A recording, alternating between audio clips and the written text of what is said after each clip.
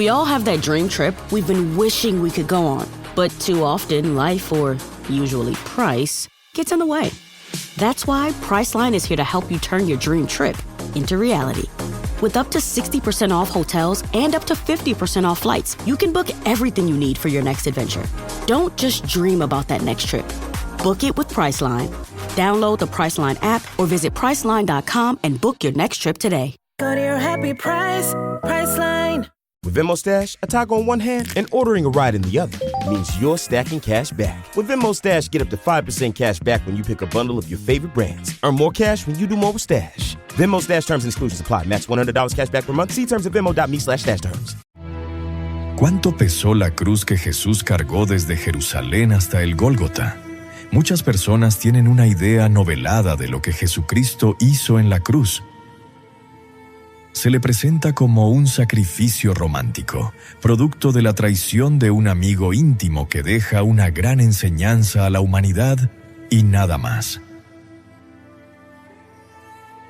Sin embargo, nuestro Señor Jesucristo tenía absoluta claridad acerca de lo que le sucedería y de la obra que Él realizaría. Antes de su sacrificio, Él anunció en muchas ocasiones lo que habría de acontecerle, y son numerosas las profecías que, cientos de años antes, hablaron con claridad de la obra trascendente que Jesucristo llevaría a cabo. Por esta razón, Jesús, antes de su arresto, se encontraba profundamente triste, porque sabía todo el sufrimiento que iba a enfrentar. Notemos lo que dijo en Mateo capítulo 26, versículo 38. Mi alma está destrozada de tanta tristeza hasta el punto de la muerte. Quédense aquí y velen conmigo. Jesús estaba angustiado por el horror espiritual que le esperaba en la cruz. Él se pondría en el lugar de nosotros, pecadores culpables, y recibiría todo el castigo espiritual que nosotros, pecadores, merecíamos. Hermano querido, Jesucristo nos salvó de una manera muy singular. Tomó nuestro lugar, pagó por todas nuestras culpas y con la justicia satisfecha, restituyó al hombre a la comunión con Dios. Esto es profundamente bello, pero no fue fácil. El historiador francés Alain Decaux explica de manera muy realista los acontecimientos cruentos a los que fue sometido nuestro Señor. Y eso era lo que tú y yo merecíamos recibir. Por eso, consideremos todo lo relacionado con ello con reverencia y seriedad. Cuando Jesús fue arrestado, los sumos sacerdotes lo entregaron a sus criados para que se burlaran de él y lo golpearan. Luego fue llevado ante Pilato, quien lo consideró inocente. Pilato creyó que podría salvarlo haciéndolo azotar. Así, Jesús fue desnudado y atado a una columna o a una pared. El instrumento de suplicio fue el flagellum, un látigo de mango corto del que salían correas largas y gruesas con pequeñas esferas de plomo o huesos de cordero en sus extremos. Los latigazos sobre la piel desnuda provocaban el desgarramiento de la carne. Además de cumplir la orden de Pilato, toda la compañía romana se excedió golpeando y burlándose del maestro. Incluso le colocaron una corona de espinas. Totalmente desfigurado, le devolvieron sus ropas, que pronto se hicieron una con las heridas y con la sangre que manaba de su cuerpo.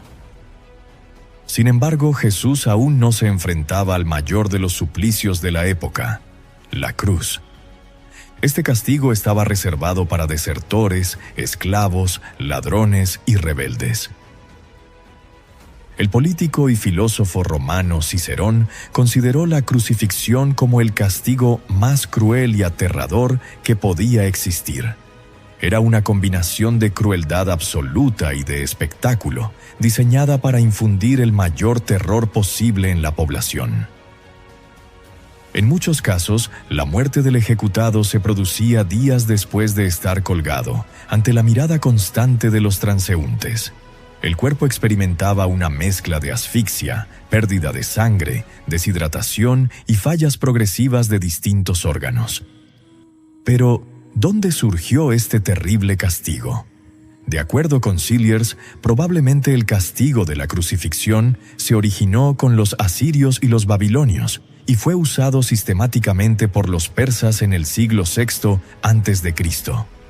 El profesor Pérez señala que la información más antigua de la que se dispone proviene de algunas decoraciones de palacios asirios. En las paredes se encontraron relieves que representaban batallas, conquistas y la forma en que ajusticiaban a los prisioneros.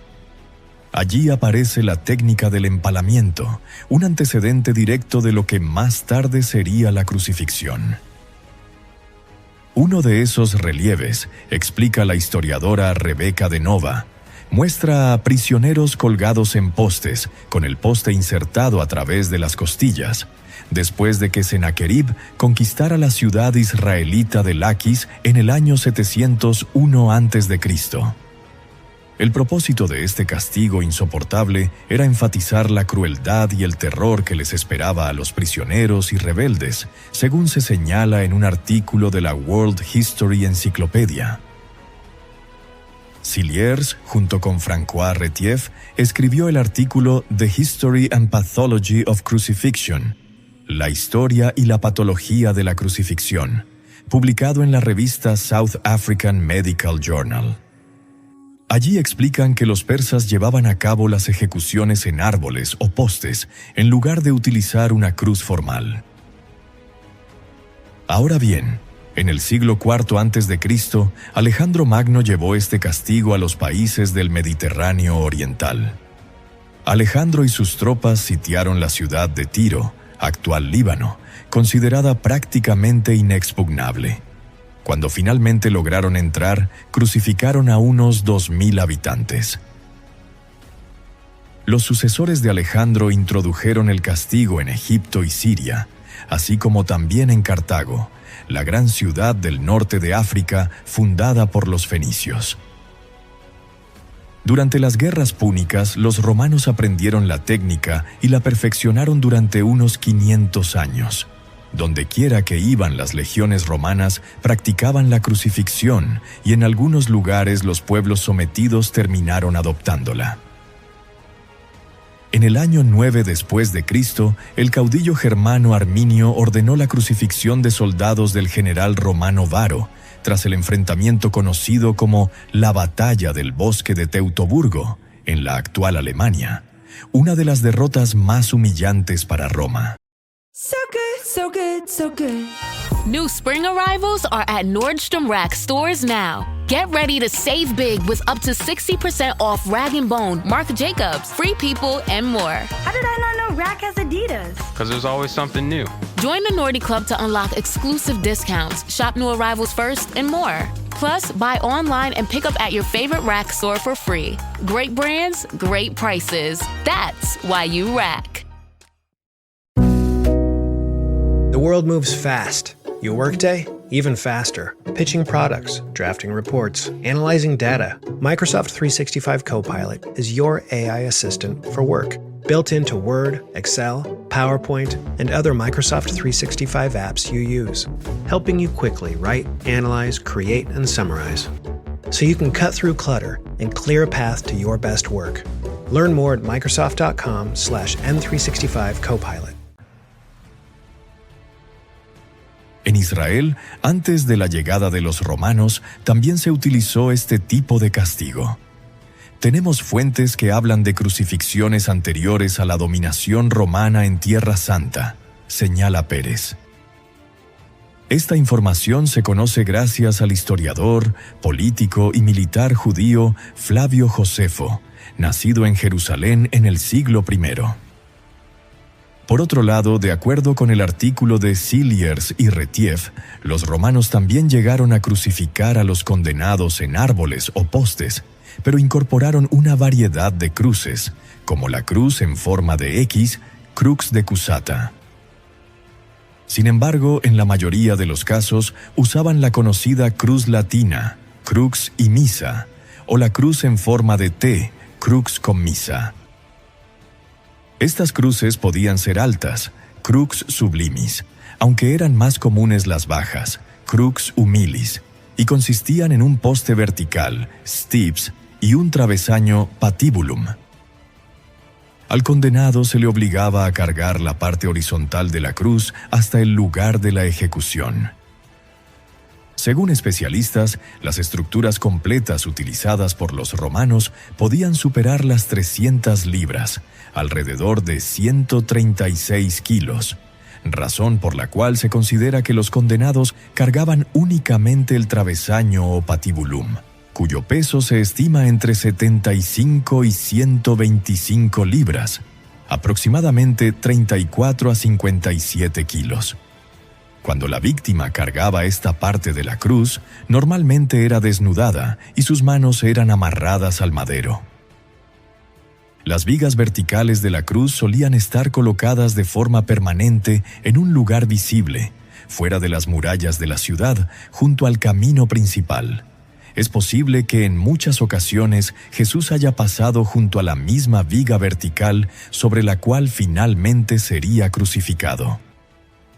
De acuerdo con los historiadores y con la práctica romana, Jesús no cargó la cruz completa, sino el patíbulo, cuyo peso, entre 34 y 57 kilos, ya era considerable en condiciones normales. En su estado físico extremo, tras la flagelación, la deshidratación y la enorme pérdida de sangre, esa carga se volvió insoportable. A esto se suma un dato clave. La distancia desde Jerusalén hasta el Gólgota era de aproximadamente 600 metros. El trayecto se realizaba en subida, por calles irregulares y empedradas fuera de las murallas. Para un condenado en ese estado, esa distancia se convertía en un recorrido extenuante.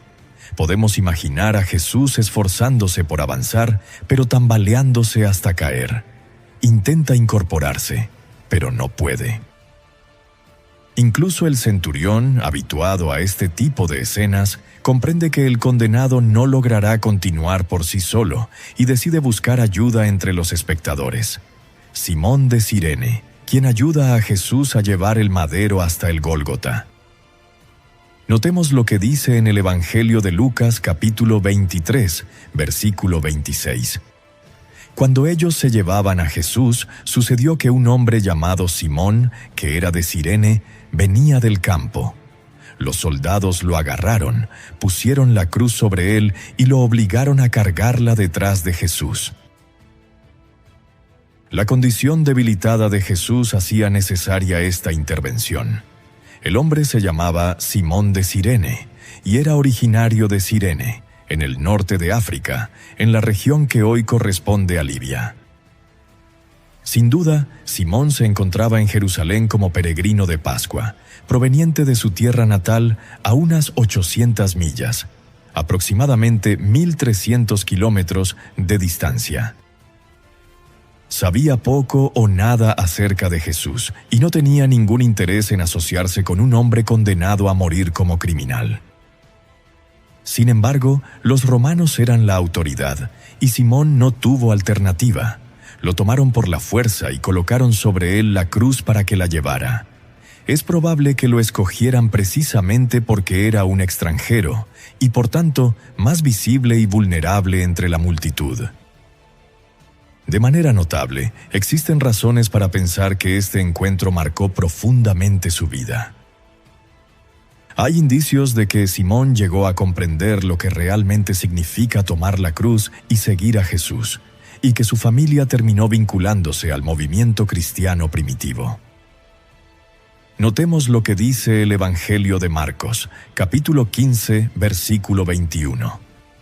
Un hombre llamado Simón, que pasaba por allí pero era de Cirene, venía del campo justo en ese momento, y los soldados lo obligaron a llevar la cruz de Jesús. Simón era el padre de Alejandro y de Rufo.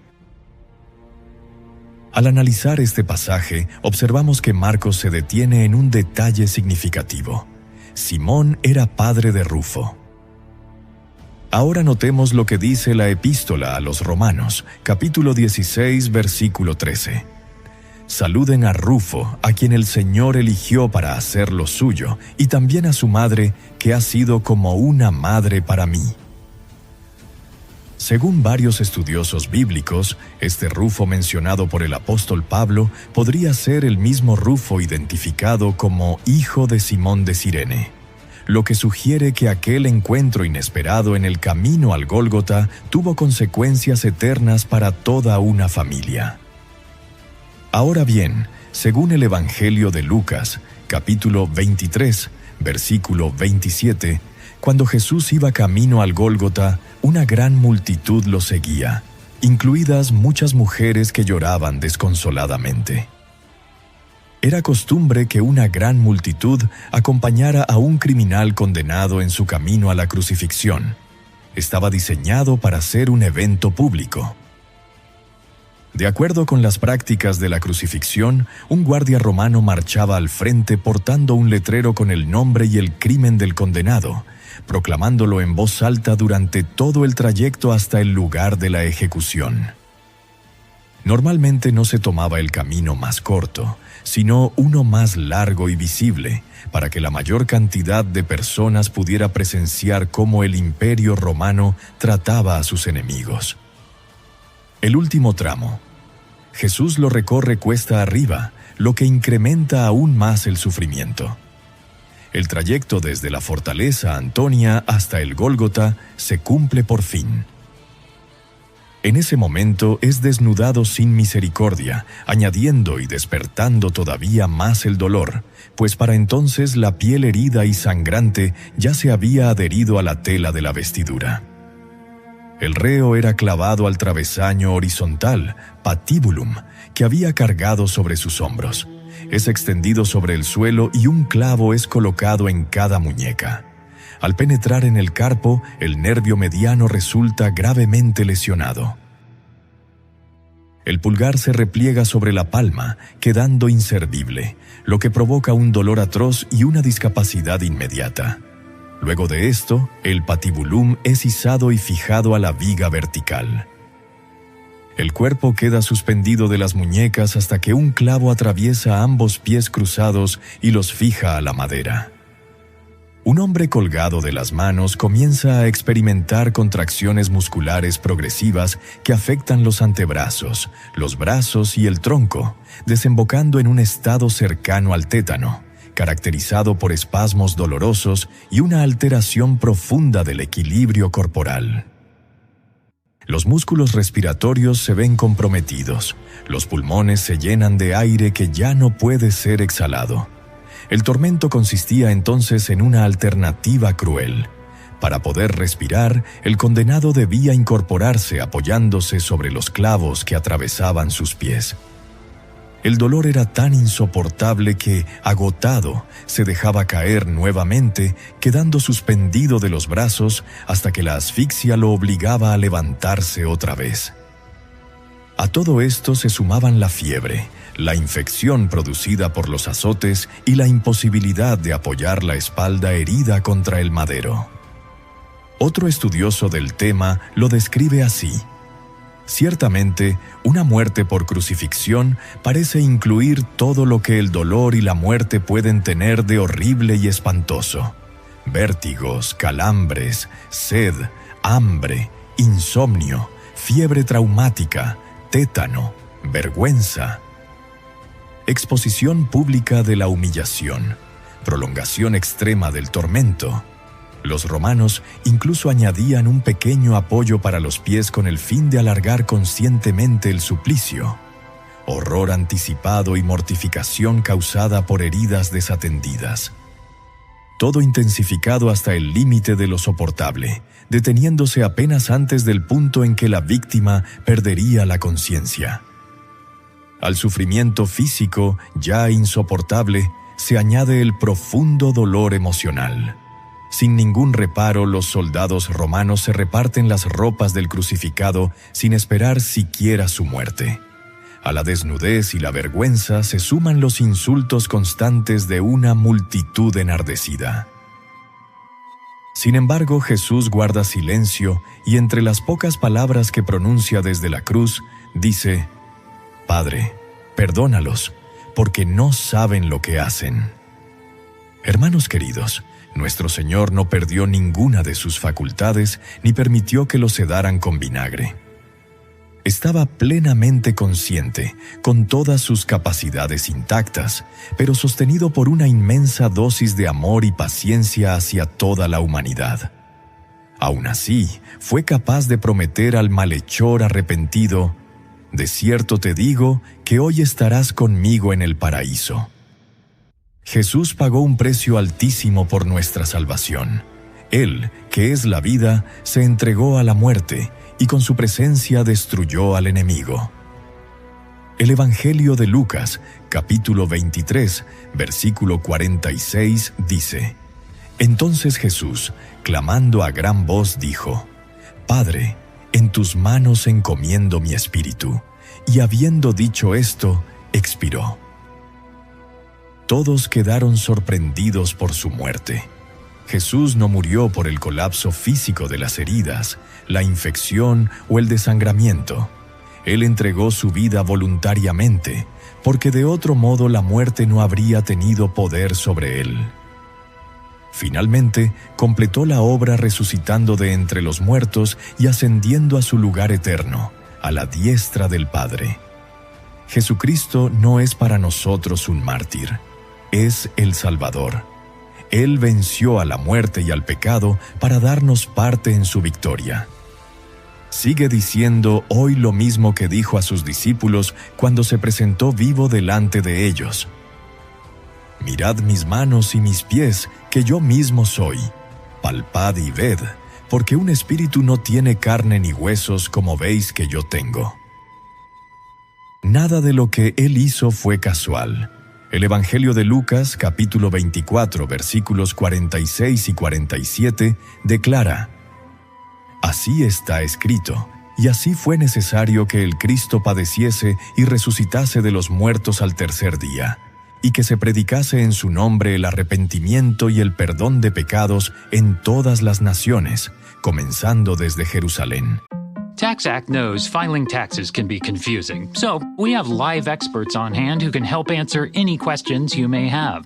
Questions like, can I claim my SUV as my home office if I answer work emails in my car? If I adopted 12 dogs this year, can I list them as dependents? And, am I doing this right or am I doing this very, very wrong? Our experts have the answers to those questions and many others. TaxAct. Let's get them over with. Todo estaba determinado para la salvación del ser humano. Desde entonces, generación tras generación, hombres y mujeres han testificado haber visto a Jesús vivo, llevando en su cuerpo las marcas de amor de la cruz del Calvario. Aún en el siglo XXI, Jesús sigue diciendo a los creyentes: «Vosotros sois testigos de estas cosas». Tomemos tiempo para volver a encontrarnos con el Cristo que pagó el precio por nuestra salvación, no para llorar su muerte, sino para proclamar la victoria de su resurrección y anunciar al mundo, como los ángeles: ¿por qué buscáis entre los muertos al que vive? No está aquí, sino que ha resucitado. Gloria a Dios. Gracias, hermanos amados, por habernos acompañado hasta el final de este video. Deseo de corazón que haya sido de mucha bendición para sus vidas. Les invitamos a apoyarnos dando me gusta a este contenido y suscribiéndose al canal. Es totalmente gratis y les permitirá mantenerse atentos a los mensajes que estaremos compartiendo. Dios les bendiga grandemente.